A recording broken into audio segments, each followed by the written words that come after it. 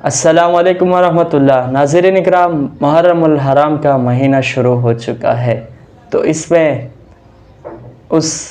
عظیم صحابی رسول کا تذکرہ کرنے جا رہا ہوں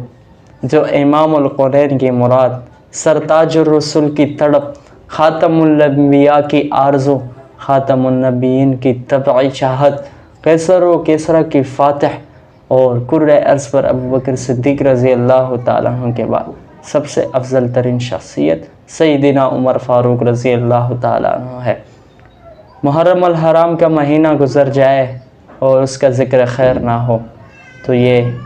انصاف نہ ہوگا۔ ناظرین اکرام،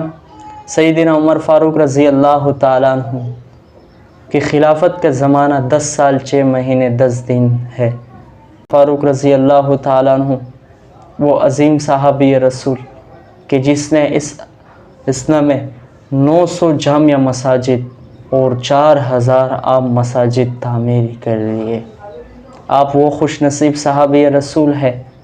کہ آپ صلی اللہ علیہ وسلم نے ہر صحابی کو کچھ نہ کچھ باتیں بتائی اور ان کی فضیلت اپنی زبان مبارک سے بیان کی، لیکن حضرت عمر فاروق رضی اللہ تعالیٰ عنہ وہ خوش نصیب صحابی رسول ہے کہ آپ صلی اللہ علیہ وسلم نے حضرت عمر فاروق رضی اللہ تعالیٰ عنہ کو فرمایا کہ عمر، تم جس راستے پر چلتے ہو شیطان اس راستے سے نہیں آ سکتا۔ حضرت عمر فاروق رضی اللہ تعالیٰ عنہ وہ عظیم صحابی رسول کہ ایک مرتبہ آپ صلی اللہ علیہ وسلم کے سامنے حضرت عمر فاروق رضی اللہ تعالیٰ عنہ نے عورتوں کے پردے کے بارے میں بات کی کہ یا رسول اللہ، پردہ ہونا چاہیے عورتوں میں۔ اللہ رب العزت نے قرآن مجید میں آیت نازل کی، وَإِذَا سَأَلْتُمُوهُنَّ مَتَاعًا فَاسْأَلُوهُنَّ مِن وَرَاءِ حِجَابٍ۔ دوسرے موقع پر ایک مرتبہ حضرت عائشہ رضی اللہ تعالیٰ عنہ پر منافقینوں نے جھوٹ باندھا، تو آپ صلی اللہ علیہ وسلم نے سب صحابہ سے مشورہ لیا، لیکن جب حضرت عمر فاروق رضی اللہ تعالیٰ عنہ کی باری آئی تو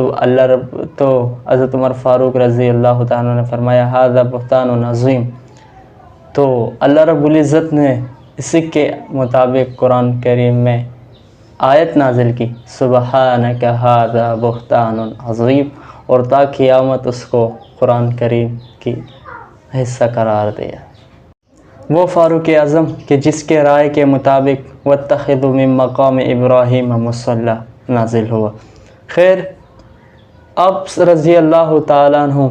وہ خوش نصیب صحابی رسول ہے کہ کئی موقع پر آپ کی رائے، آپ کی سوچ فکر اللہ رب العزت نے اس کو قرآن کا آیت